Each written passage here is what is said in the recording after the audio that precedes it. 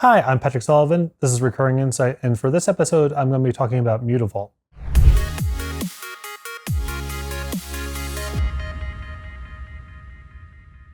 There are a wide array of creature lands in Magic's history, but Mutavault is probably my favorite of the bunch because of a blend of its simplicity as its own game piece with how dynamic it is in conjunction with other things. Creature lands serve a number of very valuable functions for competitive Magic. The top three, in my opinion, are: one, it gives people extra things to do with their mana and generally incentivizes playing more lands, which I think is a positive thing. It is especially strong against people who are playing destructive interaction, discard, counter spells. They're not going to be very effective there. And broadly speaking, they just get more creatures and creature interactions into the game. I think Mutavault might be my favorite one of all. It's tricky because it's among the more powerful ones. And so that comes with just attacks in terms of ubiquity and representation. But I think Mutavault does a few things really, really well. For starters, it is very simple. It doesn't even have a keyword associated with it.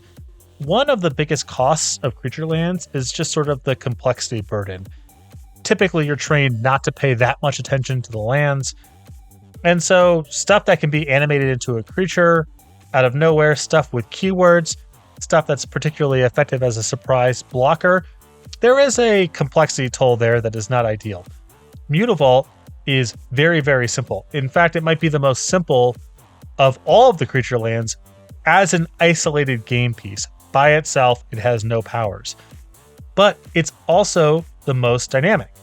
If you just have it to fill out your aggro deck or mid-range deck, fine. Doesn't really do very much. But if you're playing Merfolk, now the context is very different.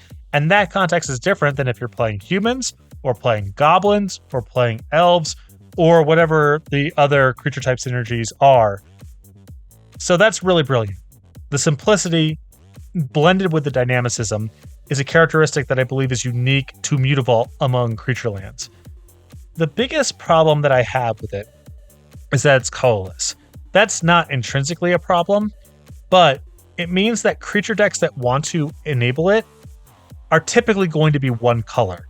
That has borne out over time. Merfolk and goblins play Mutavault in higher representation than something like modern humans because the mana is a little bit too prohibitive. There's also just sort of the power level / rate issue. Mutavault is good enough that it shows up in decks that really aren't interested in any of the creature type synergies. That's not the end of the world, but in an ideal world, it would probably be a little bit more tilted towards leaning into a creature type synergy rather than just being a standalone independent thing that you could just play to fill out your curve. That said, Mutavault is probably my favorite creature land of all time. The blend of simplicity as an isolated piece with that dynamicism of the context changing depending on the deck that you're playing with and depending on the specific cards that you happen to pair it with makes it so different and so much cooler than all the other creature lands in the game. Again, that was Mutavault, and this is Recurring Insight. Make sure that you're subscribed to the Star City Games YouTube page so you can get notified when new content is uploaded to the page, and keep the requests in the comments coming as well. I am looking for an Is It card to talk about next time. There's a lot of cool weirdos there, and the last couple of these videos that I've done have been sort of straightforward nuts and bolts competitive cards. So let's get a weirdo for next time.